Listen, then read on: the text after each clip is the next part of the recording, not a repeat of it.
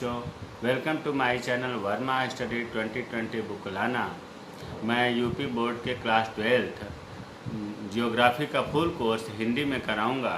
यदि आप full course Hindi में करना चाहते हैं तो मेरे चैनल को सब्सक्राइब कीजिए और बेल आइकन को प्रेस करना ना भूलें, ताकि जो भी वीडियो मैं अपलोड करूं उसका नोटिफिकेशन सबसे पहले आपको मिल सके। आप लोगों को पाठ 8 चल रहा था, परिवहन एवं संचार। परिवहन एवं संचार में हम लोग आज पढ़ेंगे पाइपलाइन। परिवहन एवं संचार में पाइपलाइन भी आता है।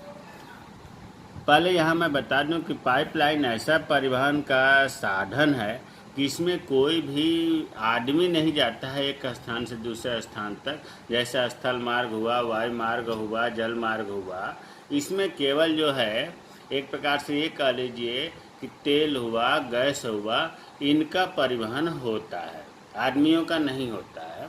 तो देखो समझते हैं, खनिज तेल, जो ज़मीन में तेल मिलता है खनिज तेल, और गैस जो मिलता है प्राकृतिक गैस, को उत्पादन क्षेत्रों से, जहाँ पर ज़मीन में मिला, जहाँ पर उत्पादन क्षेत्र है इसका, वहाँ से उत्पादन क्षेत्र से तेल शोधक कारखाने, भाई जो ज़मीन से तेल निकलता है उनको शुद्ध करने के लिए कारखाने लगे हुए हैं, तो तेल शोधक कारखानों तक। और जो गैस है, गैस जहाँ मिला उत्पादन क्षेत्र से लेकर गैस भंडार तक पहुँचाने के लिए, या उपभोक्ताओं तक, गैस भंडार से उपभोक्ताओं तक पहुँचाने के लिए धरती के अंदर लोहे के पाइप बिछाकर पाइप लाइन परिवहन का उपयोग किया जाता है। तो अब आपको समझ में आ गया होगा कि पाइप लाइन का प्रयोग जो है उत्पादन क्षेत्रों से तेल शोधक कारखानों तक, उत्पादन क्षेत्रों से गैस भंडारों तक, और गैस भंडारों से उपभोक्ताओं तक पहुंचाने के लिए जो ज़मीन के अंदर पाइपलाइन बिछा करके गैस या तेल का परिवहन किया जाता है, उसे ही पाइपलाइन परिवहन कहते हैं। इसके लाभ क्या है, गुण क्या है? देखो, पाइपलाइन को उबड़ खाबड़ भूभागों तथा पानी के नीचे भी बिछाया जा सकता है। अगर ज़मीन बेकार है, वहाँ भी हम ज़मीन के अंदर उबड़ खाबड़, जहाँ कोई यूज नहीं होता, फसलें नहीं होती, वहाँ भी हम पाइपलाइन बिछा सकते हैं। दूसरा, पाइपलाइन बिछाने की आरंभिक लागत अधिक ज़रूर आती है, क्योंकि पाइपलाइन में खर्चा है। पहले आप खुदाई करेंगे, फिर पाइपलाइन बिछाएंगे, तो खर्चा तो आएगा स्टार्टिंग में। लेकिन एक बार अगर पाइप बिछ गया तो उसके बाद उसके रख रखाव में या उसके संचालन में बहुत कमी आती है, क्योंकि ज़मीन में वो डैमेज नहीं होता, सुरक्षित रहता है। तीसरा, पाइपलाइन को बिछाने के लिए भूमि अधिग्रहण नहीं करना पड़ता। सरकार को या किसी बड़ी कंपनी को पाइपलाइन बिछाने के लिए ज़मीन खरीदना नहीं पड़ता है, किसानों से तय नहीं करना पड़ता है कि आप अपना ज़मीन दे दो, और न ही इसमें किसी प्रकार की भूमि की बर्बादी होती है। अगला गुण है, पाइपलाइन पदार्थों को निरंतर आपूर्ति सुनिश्चित रहती है।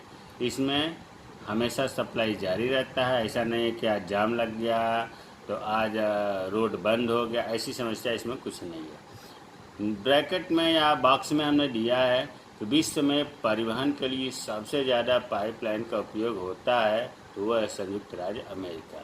संयुक्त राज्य अमेरिका में पाइपलाइन का उपयोग खूब किया जाता है। ये तो गुण हुआ। अब पाइपलाइन के दोष, कमियां भी हैं। एक बार पाइपलाइन बिछा देने के बाद उसकी क्षमता में वृद्धि नहीं की जा सकती। एक उदाहरण ले लो, मान लो ज़मीन में आपने पाइप बिछा दिया पानी ले जाने के लिए, और बाद में आप चाहते हैं कि उस पाइप से और ज़्यादा पानी भेजा जाए, तो संभव नहीं है, अर्थात क्षमता नहीं बढ़ाया जा सकता। उसी तरह से पाइपलाइन अगर बिछ गया तो उसके बाद उस पाइपलाइन की क्षमता जितनी शुरू में थी उतनी ही रहेगी, बढ़ाई नहीं जा सकती। ये सबसे बड़ी इसकी डीमेरिट है। कई बार पाइपलाइन की सुरक्षा भी नहीं की जा सकती। ज़मीन में है, वहाँ कोई है नहीं, तो सुरक्षा कभी कभी नहीं हो पाती है इसकी। तीसरा है, पाइपलाइन का रिसाव हो जाने की स्थिति में रिसाव स्थान का पता लगाना कठिन हो जाता है। देखिए, ज़मीन में है, कभी कभी ऐसा होता है किसी कारण से रिसाव होने लगा, गैस या तेल का रिसाव होने लगा, तो इसे पता करना बड़ा कठिन हो जाता है, क्योंकि पाइप ज़मीन में दबा हुआ है। पता करना, खोजना बहुत ही खर्चालू हो जाता है। चौथा, भूमिगत पाइपलाइन की मरम्मत करना भी कठिन हो जाता है। ज़मीन के अंदर पाइपलाइन है, उसकी मरम्मत करना, क्योंकि पूरी खुदाई करनी पड़ेगी, फिर उसे बाहर निकालना पड़ेगा, तब तो मरम्मत होगा। ये इसकी कमियां हैं, दोष है। अब विश्व की प्रमुख पाइपलाइनों का विवरण। इम्तहान में ये बहुत महत्वपूर्ण नहीं है, मैं बता रहा हूँ, बहुत महत्वपूर्ण पाइपलाइन नहीं है, फिर भी कभी कभी पूछ देता है एक नंबर में कि प्रमुख पाइपलाइन के 2 उदाहरण दीजिए। तो सबसे पहले हम भारत की बात करते हैं। देखो, गुजरात से मथुरा के तेल शोधक कारखानों तक, मथुरा में तेल शोधक कारखाना है, गुजरात से पाइपलाइन के द्वारा ही मथुरा भेजा जाता है। इसका मतलब कि भारत भी पाइपलाइन का उपयोग करता है। अभी मैंने बताया कि मथुरा के तेल शोधक कारखाने तक गुजरात से पाइपलाइन के द्वारा ही तेल पहुंचता है। दिल्ली से जालंधर तक, गुवाहाटी से सिलीगुड़ी तक, हल्दिया से बरौनी तक अनेक पाइपलाइनों का जाल बिछा हुआ है आपके इंडिया में। अब आते हैं यूएसए व कनाडा। यूएसए का नाम लेते ही आप समझ लीजिए कि पूरे विश्व में सबसे ज़्यादा पाइपलाइन यूएसए में ही उपयोग होता है, और कनाडा में भी, लेकिन कनाडा से ज़्यादा यूएसए में।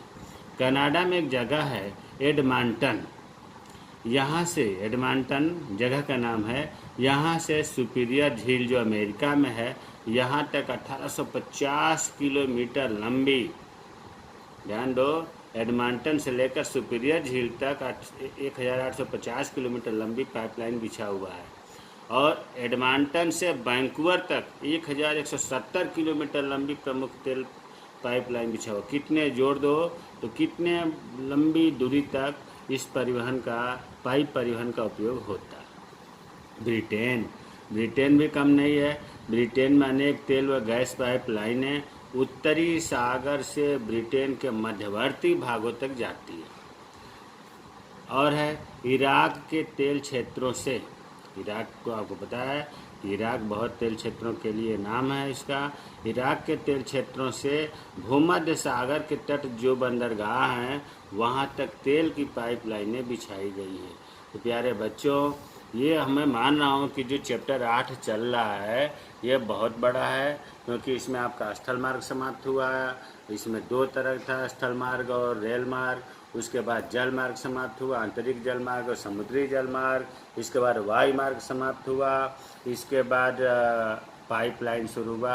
अब इसमें एक रह गया है संचार। नेक्स्ट वीडियो में। जय हिंद, जय भारत, टाटा।